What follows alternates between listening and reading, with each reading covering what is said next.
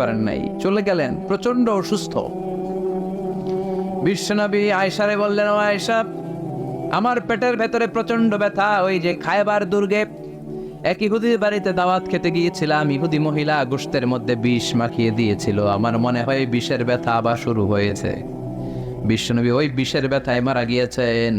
কাউকে বিষ পান করিয়ে মারলে লোকটা শহীদ। বিশ্বনবী শুধুমাত্র কেবলমাত্র নবী নয়, ওনার নবুয়তও আছে, আবার শাহাদাতও আছে। সুবহানাল্লাহ পড়ে। জামা বাইনান নবুওয়া ওয়াস শাহাদা। বিশ্বনবী শহীদ, আবার তিনি নবী। যেন তেন নবী নাকি? শেষ নবী, সব নবীর সেরা নবী। কোন নবীর সাথে আমার নবীর কোনো তুলনা চলে? এই নবীও থাকতে পারলেন না। বলে, আয়েশা, ব্যথা আমি থাকতে পারি না। ওই যে খায়বার দুর্গের বিজয়ের পরে ইহুদির বাড়িতে খেতে গিয়েছিলাম, ইহুদি মহিলা ছাগলের গোশতের মধ্যে বিষ মাখিয়ে দিয়েছে, ওই বিষের ব্যথা আমাকে কাবু করে ফেলেছে। বিশ্বনবী কাঁদে, হুশ ফিরে পায়, আবার বেহুশ হয়। সাহাবাদের মধ্যে কান্নার রোল। বিশ্বনবী উঠে দাঁড়াতে পারেন না, মসজিদে নববীতেও যেতে পারেন না, জামাতের নামাজের ইমামতিও করতে পারেন না। সাইয়েদনা আবু বকরকে বললেন, আবু বকর, আমার অবর্তমানে তুমি মসজিদে নামাজ পড়াও। সাইয়েদনা আবু বকর নামাজ শুরু করে দিলেন। বিশ্বনবী বললেন, আয়েশা, একটু ঠান্ডা পানি আনো। ঘেমে ঘেমে বিশ্বনবী হয়রান। পানি আনার পরে পানির ভেতরে হাত ঢুকিয়ে বিশ্বনবী ঠান্ডা হাত দুটো দিয়ে চেহারার মধ্যে এরকম মেসেজ করতে লাগলেন, মাসে করতে লাগলেন, আর বলতে লাগলেন, ইন্নালিল মাউতি লাসাকারাত। হায় রে, মরণের কি জ্বালা, মরণের কি কষ্ট, আমি সহ্য করতে পারছি না। বিশ্বনবীর এই কষ্ট দেখে বিশ্বনবীর কলিজার টুকরা, নয়নের পুটুলি সাইয়েদাতুনা ফাতেমা কেঁদে কেঁদে হয়রান। চিৎকার দিয়ে বলে, ইয়া করবা আবা, ইয়া করবা আবা, আমার বাবার কি কষ্ট হচ্ছে, না জানি আমার বাবার কত যন্ত্রণা হচ্ছে। বিশ্বনবী সান্ত্বনা দিয়ে বলে, ফাতেমা, কেঁদো না, আজকের দিনের পরে তোমার বাবার আর কোনো কষ্ট হবে না, সব কষ্ট আজকেই শেষ হয়ে যাবে। হঠাৎ সাইয়েদনা ফাতিমাতুজ জোহরার কানে কানে কি যেন বললেন, উনি কাঁদলেন। আবার কানে কানে কি যেন বললেন, উনি হাসলেন। বিশ্বনবীর ইন্তেকালের পরে মা আয়েশা জিজ্ঞেস করলেন, ও ফাতেমা, বিশ্বনবীর ইন্তেকালের দিন তোমার কানে কানে কি যেন বললো, তুমি কেঁদে দিলা কেন? আবার একটু পরে কি যেন বললা, হেসে দিলা কেন? ফাতেমা বলে, বিশ্বনবী আমার কানে কানে বলেছিল, ও ফাতেমা, ধৈর্য ধারণ করো, আমার সময় আর বেশি নাই, কারণ আলিয়াউমা আকমালতু লাকুম দীনাকুম ওয়া আতমামতু আলাইকুম নি'মাতি ওয়া রাদিতু লাকুমুল ইসলাম দীনা। ইসলামকে আল্লাহ পরিপূর্ণ করেছেন, আমি হয়তো আর পৃথিবীর বুকে থাকবো না, আমি চলে যাব রে ফাতেমা। সাইয়েদাতুনা ফাতেমা কাঁদতে শুরু করলেন।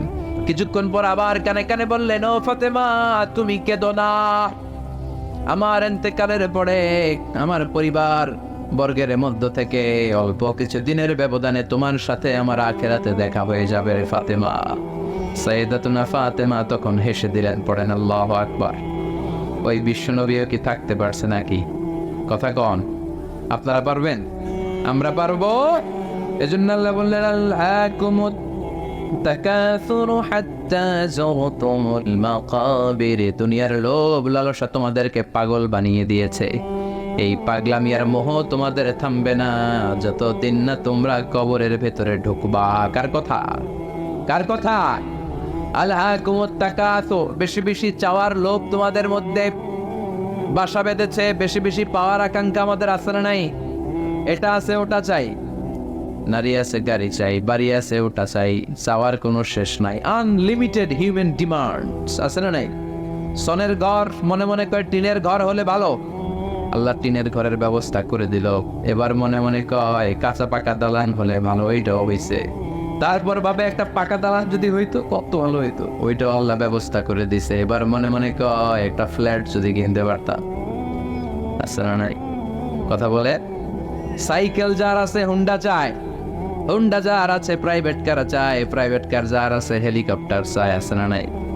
যিনি মেম্বার চেয়ারম্যান হতে চায়, চেয়ারম্যান সাহেব এমপি হতে চায়, এমপি সাহেব মন্ত্রী হইতে চায়, মন্ত্রী কি হইতে চায়?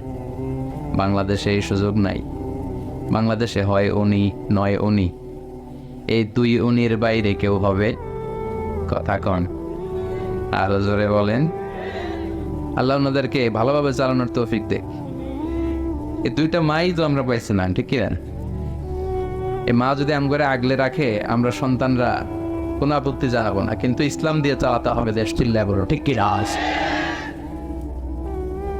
এজন্য আল্লাহ বললেন আলহাকুমুত তাকাসুর, বেশি বেশি পাওয়ার আকাঙ্ক্ষা তোমাকে পাগল বানিয়ে দিয়েছে। পাগলের মতো আমরা ছুটছি, আরো লাগবে, আরো আরো খাবো, সব আমার। এরকম একটা মানসিকতা আছে না নাই? লাগলেও চায়, না লাগলেও চায়। মোবাইল নাই, আল্লাহর কাছে কান দে, আল্লাহ একটা মোবাইল যদি থাকতো, সবার হাতে মোবাইল, সবাই টিপে, আমি টিপতে পারি না, আছে না নাই? আল্লাহ একটা নোকিয়া সেটার ব্যবস্থা করে দিচ্ছে। এবার মনে মনে কয় এরকম একটা যদি পাইতাম, টাচ মোবাইল, টাচ করলে গান বাইর হয়, আছে না নাই? আল্লাহ এটাও দিয়ে দিলে এবার কয় আল্লাহ, অনেকে দেখি পিছনে একটা আপেল থাকে, আপেল ছিল, হ্যাঁ আইফোন আপেল থাকে না? আল্লাহ একটা আপেল দরকার, আপেল, আল্লাহ একটা আপেলের ব্যবস্থা করে দিছে। এবার কয় আল্লাহ আইপ্যাড লাগবে, আইপ্যাড, এটারে কয় আইপ্যাড। এরপর আল্লাহ আইপ্যাডে দিছে, এবার কয় আল্লাহ ম্যাকবুক প্রো লাগবে। চিনো? আমার বাসায় একটা আছে ম্যাকবুক, ওইটা হাই কনফিগারেশনের কাজগুলো করার জন্য লাগে, রিসার্চের কাজে, বিভিন্ন কাজে লাগে। ওইটাও আল্লাহ দিছে। এবার কয় আল্লাহ ক্রেওয়ান সুপার কম্পিউটার লাগবে। ইউনাইটেড স্টেটস অফ আমেরিকাতে যারা মিলিটারি বেইজে কাজ করে, তাদের ম্যাথমেটিক্যাল ইকুয়েশন ড্র করার জন্য ওইটা লাগে, ওইটাও দিছে। এবার কয় আল্লাহ আরেকটা লাগবে, আছে না নাই? মানুষের চাহিদার কোনো শেষ নাই। এজন্য আল্লাহ বললেন আলহাকুমুত তাকাসুরু হাত্তা যুরতুমুল মাকাবির। মানুষের অতিরিক্ত পাওয়ায় প্রাচুর্যতার লোভের কোনো শেষ নাই, যতক্ষণ না মানুষ কবরে ঢুকবে, ঠিক কি না? মানুষের স্বভাব হলো আরো চাই, কি কয়? আরো চাই। এটা ফকিরের স্বভাব। কার স্বভাব? তার মানে আমরা সব ফকির নি, আমরা কি ধনীকে। জুমার দিনে দেখবেন ফকিররা কি করে, যেদিকে টাকা ওইদিকে খাওলা মারে, যেদিকে টাকা হাত পাতে, আবার ওদিকে, আবার ওদিকে, খালি চায়, লাগলেও চায়, না লাগলেও চায়, ঠিক কি না?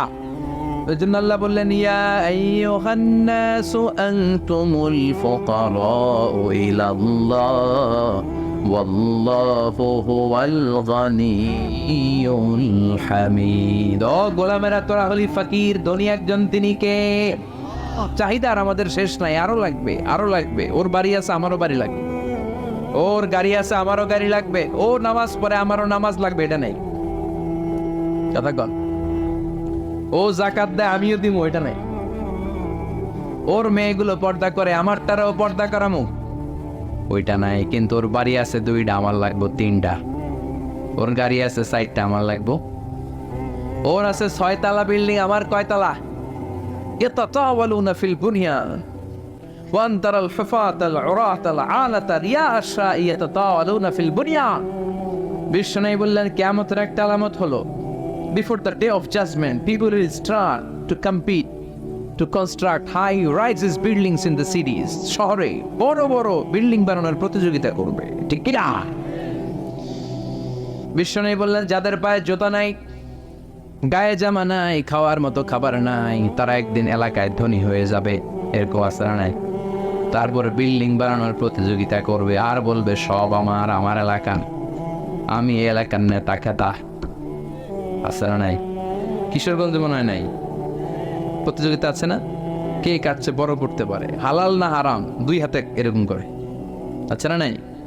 মুরব্বী যারা উত্তর দেন, আজ থেকে ধরেন 30 বছর আগের কথা, কিশোরগঞ্জে বড় বড় বিল্ডিং আছিল?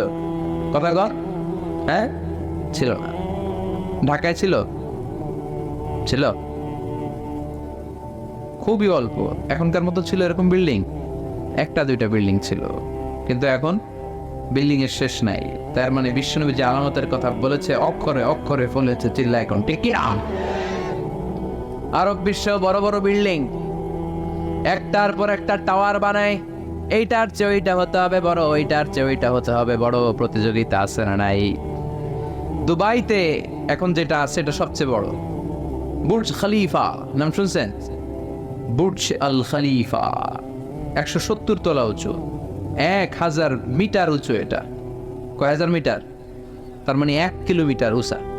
তাকাইতে পারবেন? টুপি পরে যাবে পিছনে, ঠিক কিনা?